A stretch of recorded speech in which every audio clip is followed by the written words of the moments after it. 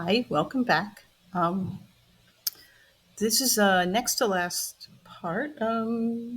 It's going to be Rachel going into labor. So let's just go ahead and get started.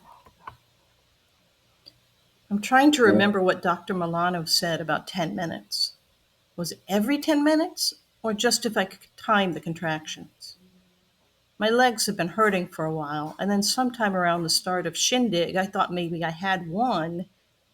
And then later, when Marvin Gaye and Tina Turner were singing a duet, now the show is over.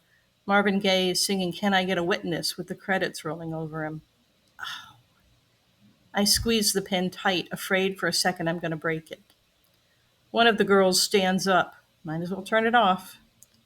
Coming up next on your ABC station, Burke's Law, a cop show. They argue someone wants to watch the movie on Channel 13. I feel better. It might be nothing. An actor reciting Shakespeare to an empty stage falls down dead, hit by a spear. Commercials, a man drinking tea, a happy woman making peanut butter sandwiches. The girl who was looking at me before looks over again, hearing me exhale. Are you okay? Yeah. The show comes back on. Captain Burke, the police detective, is interviewing witnesses from the theater.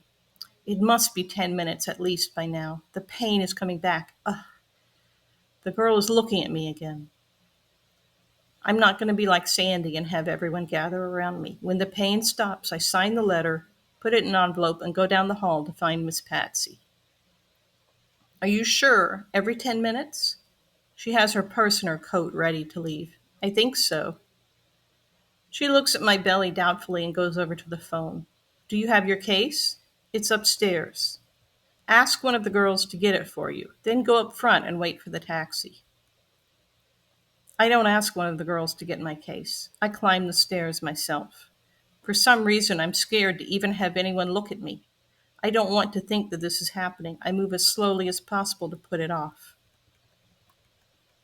The taxi takes me through the night down 4th Avenue, past motels and gas stations, neon signs pink and blue up against the desert sky. It's still such a novelty to be in the car, to be riding through the night like this. Everything is so pretty.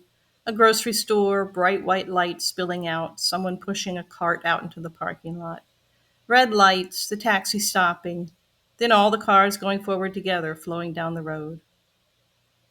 Then another contraction begins, the first one since I got in the cab, and I stop noticing what's around me. The floor of the hospital is lined with rubber mats, and the lights are small and yellow and bright. The nurse behind the desk, white cap pushed back, askew in her gray hair, looks at me with the usual incurious, almost dead look. Yes. I'm Rachel Rosenberg from the Shepherd Girls Home. Miss Patsy called you, I think. Dr. Paris is my doctor. And why are you here? I'm in labor, I guess. She knits her brows together like my belly must be some kind of practical joke.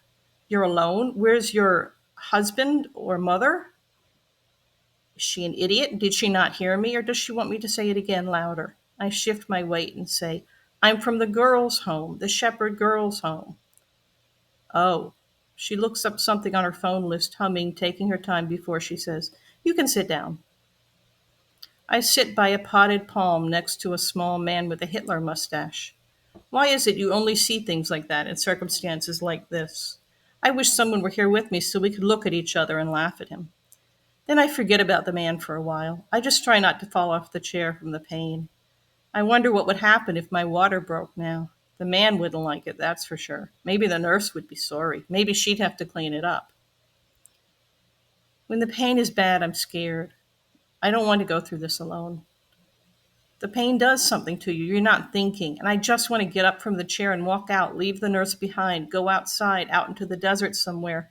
And I don't know, just walk. The stones cutting my feet. Just walk until it doesn't matter anymore. I hold on to the chair so I won't go, and I decide I never again want to be here like this, alone and scared. I'm not talking about what I did with Eb. I mean, for anything ever. Never again will they make me be alone and scared.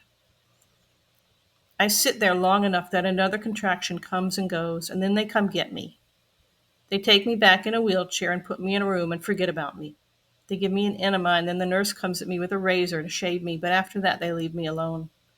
I wonder why no one told me about that part. I know why, I guess, but what is being shaved compared to having a baby, and yet it's so horrible I could never tell anyone about it. I lie there hating them, half wishing they'd never come back. And then the pain comes and goes, and when I turn over, my hair rubs the straw like straw against the pillow. Two of the nurses come back in, but they go to the dresser on the other side of the room to look for something. Well, I'm really up a creek if I don't find it, one of them says. They go out. I'm tired of all this. I lie very quietly, almost completely still, like I'm about to fall asleep, like the fairies are about to steal me away. And then the pain begins in my thighs and spreads all the way up, and I scream out loud, really loud. One of the nurses, maybe not the same one as before, comes in and holds my wrist and tells me not to scream. But it makes me feel better. Besides, if I can't scream now, when can I scream? She doesn't have an answer for that.